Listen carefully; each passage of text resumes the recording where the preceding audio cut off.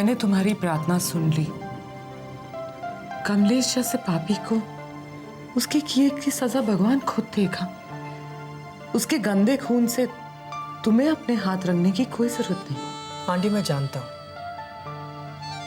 कि भगवान के दरबार में देर है पर अंधेर नहीं। पर मुझे इस बात का डर है कि अगर कहीं उस नीच इंसान कमलेश ने मीरा को उसकी बीमारी के बारे में बता दिया तो मीरा तो जीते जी मर जाएगी। बेटा, तुमने कभी सोचा है कि उसे मारने के बाद तुम्हारा क्या होगा? तुम्हारे घर वालों का क्या होगा? देखो बेटा, मीरा की जिंदगी का कोई भरोसा नहीं और मैं नहीं चाहती कि मीरा की वजह से तुम अपनी जिंदगी बर्बाद करो। हम ये कोशिश जरूर कर सकते हैं बेटा कि हम कमलेश को मीरा से दूर रखें। जाओ, तुम्हारी माँ तुम्हें याद कर रही है।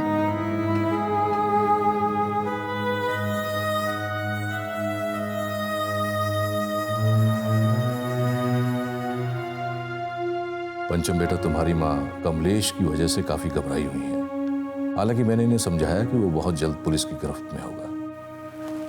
बेटा संभालो इन्हें, अब मैं चलता हूँ। अशोक जी कहाँ हैं? जी वो बाहर इंस्पेक्टर साहब के साथ बात कर रहे हैं। ठीक है, मैं भी इंस्पेक्टर साहब से मिल लेता हूँ। और रुक्मिणी? वो आपका इंतजार करिए बाहर। ठीक है बेटा, मैं चलता हूँ।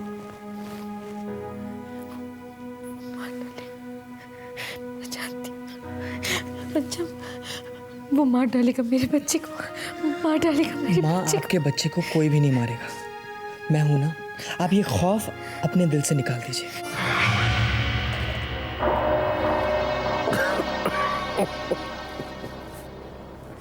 पुलिस मुझे क्या पकड़ेगी? मेरा नाम कमलेश है, कमलेश। उनकी नाक के नीचे से चला जाऊंगा, उनको पता भी नहीं चलेगा।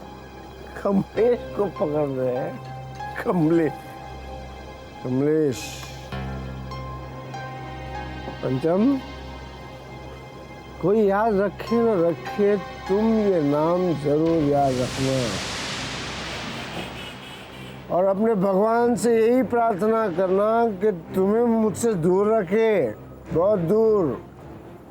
क्यों? क्योंकि बहुत जल्दी शनि बनकर मैं तुम्हारे मंगल में कुंडली मारकर बैठने आ रहा हूँ। बीजी, बीजी, मैं अभी अभी खेत से आ रही हूँ और वहाँ सारे मजदूर बैसाखी मनाने की तैयारी कर रहे हैं। बड़ा मजा आएगा ना? ओए चुप सोना, इस घर में मातम छाया हुआ है और तू बैसाखी मनाने की सोच रही है? बहू, किसने कहा कि हमारे घर में मातम छाया हुआ है? मातम तो छाएगा वहां, अशोक के घर में। हमारे घर में तो खुशियां ही खुशियां छाएंगी। हम बैसाखी जरूर मनाएंगे और इस बार की बैसाखी इतने धूमधाम से मनाएंगे कि सारी दुनिया देखे। और इस बैसाखी की खुशी की लहर हमारे घर को हरियाली ही हरियाली से भर देगी। जा सोना, मजदूरों को मेरा संदेशा दे दे। जी बाबूजी। सुनो जी, मेरा एक दोस्त है बचपन का, राजेंद्र सिंह। बहुत पहले वो चाहता था कि राधिका उसके घर की बहू बने। अच्छा? उसका एक बेटा है जो कि अमेरिका में रहता है। अच्छा खासा बिजनेस है उसका। और इतना अच्छा रिश्ता आपने हाथ से यूं ही जाने दिया? प्रेमेंद्र, इसे कहते हैं विनाश काले विपरीत बुद्धि। मेरा मतलब है उस लड़के की शादी हो गई या वो अभी भी कुंवारा है? ये तो पता करना होगा। तो पता कीजिए ना। हाँ हाँ चलो आओ। ये लो, पहले ढूंढा शहरी मुंडा और अब विदेशी ढूंढने निकले हैं। मनजीते कुछ सोच, वरना बाबूजी की बुद्धि इस बार तेरे विपरीत जाकर तेरा विनाश काल ले आएगी। अरजीत, ये मामा जी का कौन सा नया रिश्तेदार अमेरिका में पैदा हो गया है? वहां कोई भी हो, ये जानना जरूरी नहीं है, लेकिन बीजी और बाबूजी के दिमाग में जो फितूर है ना, उसे निकालना बहुत जरूरी है। लेकिन वो कैसे निकलेगा? सब कुछ सोचने का ठेका मैंने ही ले रखा है जीत जी। आप भी कुछ सोचो, सोचो जरा।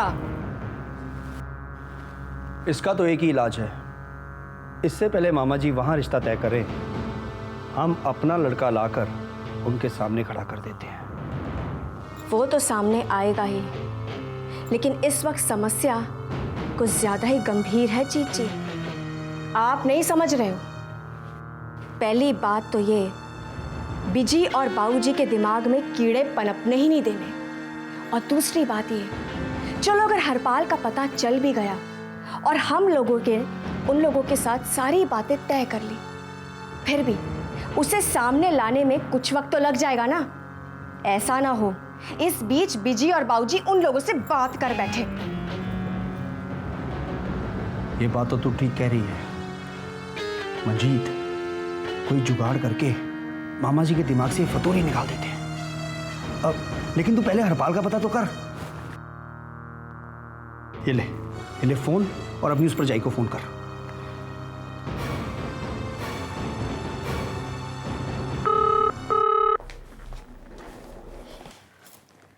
हेलो। हेलो परजाई जी, सत श्री अकाल। मैं मंजीत बोल रही हूँ। हाँ मंजीत, कैसे हो? मैं बिल्कुल ठीक हूँ। आप लोग कैसे हैं? हम लोग ठीक है। उस हरपाल का पता ना आज रात तक लग ही जाएगा। ठीक है, तो जैसे आपको कोई खबर मिलती है आप मुझे फोन करके बता दीजिएगा, ठीक है? अच्छा ठीक है। तेरी पौना।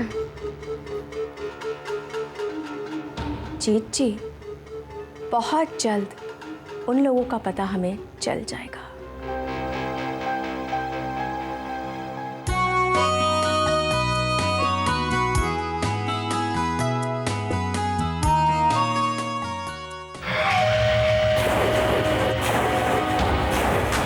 यही मौका है कमलेश, जाकर बता दे उसे उसकी रॉयल बीमारी के बारे में।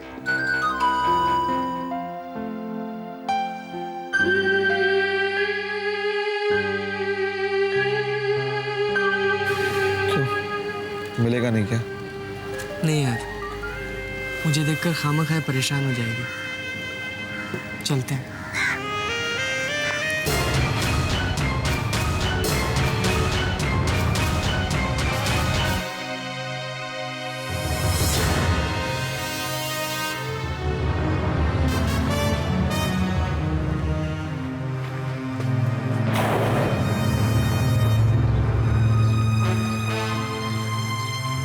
लगता है शराफत की भाषा तुम्हें समझ में नहीं है।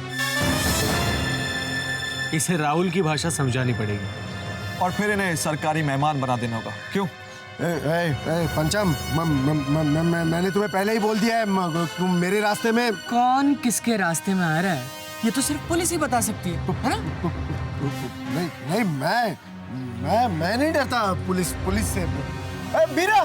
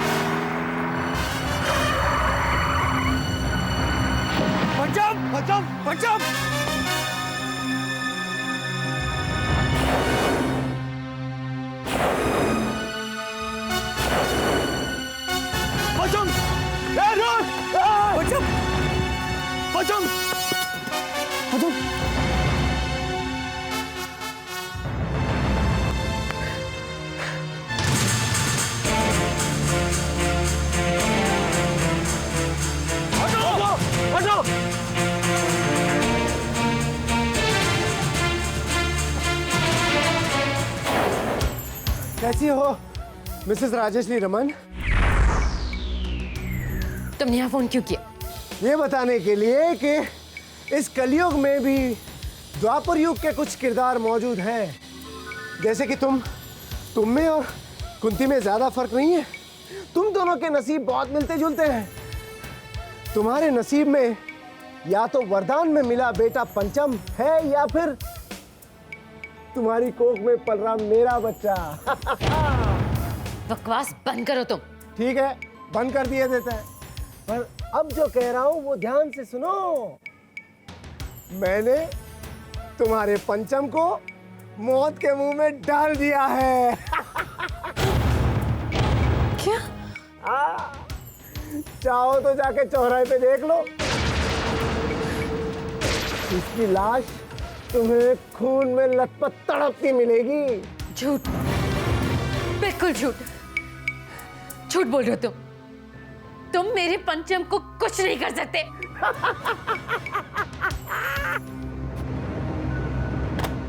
पंचम, पंचम, पंचम, पंचम, पंचम, पंचम, पंचम। राजश्री, क्या हुआ? क्यों चिल्ला रही? पंचम, क्या हुआ पंचम? मेरा पंचम को किसी ने मार डाला। पंचम को किसी ने मार डाला। तुम्हारा वहम है राजश्री, हमारे पंचम को कुछ नहीं हुआ। मैं आपसे कह रही हूँ, उसका फोन आया था। उसने घास से पंचम को मार डाला। उसी का फोन होगा। उसी का फोन होगा। मैं देखता हूँ ना, मैं देखता हूँ। पंचम। हेलो हेलो अंकल, अंकल मैं राहुल बोल रहा हूँ। अंकल अंकल एक बहुत बुरी खबर है, पंचम का एक्सीडेंट हो गया। What? क्या कह रहे हो राहुल? क्या हुआ? कहाँ है पंचम? उसे ज्यादा चोट तो नहीं आई? हाँ अंकल, उसे चोट तो लगी है, वो अभी बेहोश है। हमने उसे नेशनल हॉस्पिटल में एडमिट कर दिया है। आप फौरन यहाँ पे आ जाइए प्लीज अंकल। हाँ राहुल, हम लोग फौरन आ रहे हैं, हम लोग निकल रहे हैं। क्या हुआ? पंचम का एक्सीडेंट हो गया, वो नेशनल हॉस्पिटल। पंचम, पंचम, आराम से राहुल। पंचम कहाँ है पंचम? मैं उसे देखना चाहती हूँ। कहाँ है पंचम? आंटी घबराई मत आंटी, वो आईसीयू में है, बेहोश है। आंटी अभी से कोई नहीं मिल सकता। Aunty please, aunty please. पंचम,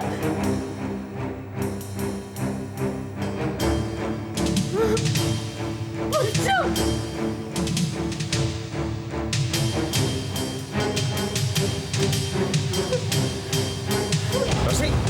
बेटा जी, संभल के, चल राहुल, जल्दी डॉक्टर को बुलाओ। हरी अंकल अभी बुलाते हैं। राजश्री, राजश्री, राजश्री, डॉक्टर, डॉक्टर ये मेरी वाइफ है, ये अपने बेटे की हालत देखकर अचानक बेहोश हो गई है। प्लीज जल्दी से चेकअप कर लीजिए। अभी देखता हूँ। ओ, इनकी कंडीशन तो काफी खराब है, फौरन एडमिट करना पड़ेगा। तो जल्दी कीजिए डॉक्टर प्लीज। डॉक्टर महेश, इनको फौरन एडमिट कीजिए। Yes doctor.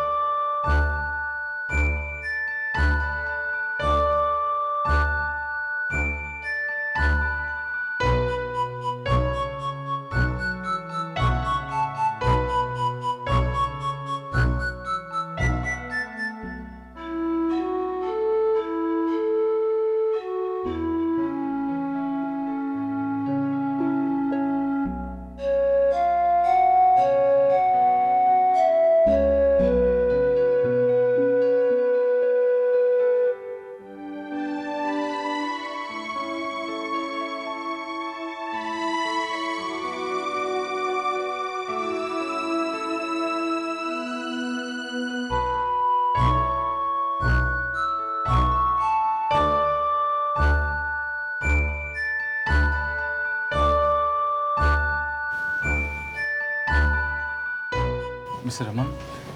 यस डॉक्टर, आपकी वाइफ को पूरी तरह होश आ चुका है, लेकिन कंडीशन स्टेबल नहीं होने के कारण मैंने उनको नींद की दवा दे दिया है ताकि सोई रहें। घबराने कोई बात नहीं, civil perfectly all right. Doctor, Pancham को शायद और खून की जरूरत पड़ सकती है और इस वक्त हमारे पास उसके ग्रुप का ब्लड बैंक में मौजूद नहीं है। कहीं ना कहीं से उसका इंतजाम करना पड़ेगा।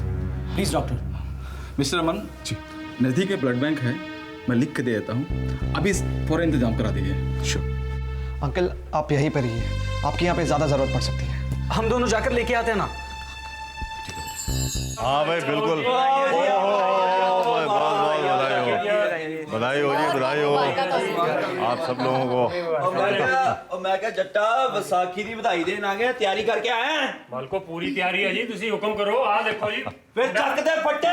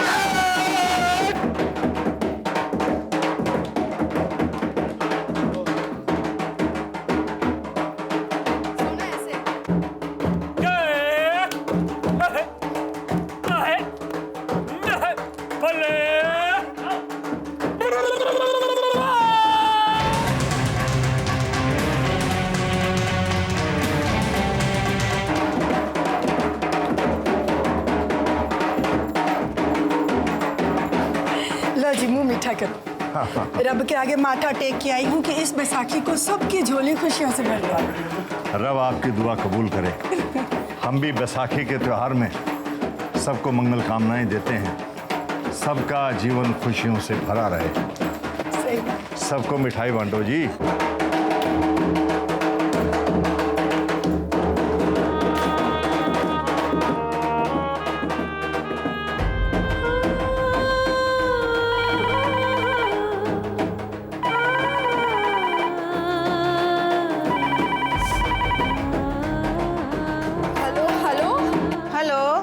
मैं मंजीत की भरजाई सुखविंदर बोल रही हूँ। मंजीत है? मेरी पहना जी। जीती रहो पुत्र। जी मैं चाची जी को बुलाती हूँ।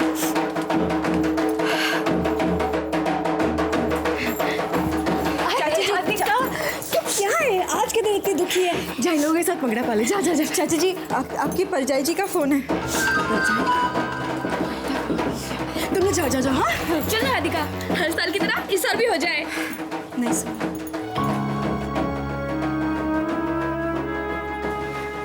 जिसने मेरी बच्ची के होठों से मुस्कुराहट छीनी है, रब उसके उससे जिंदगी छीन ली।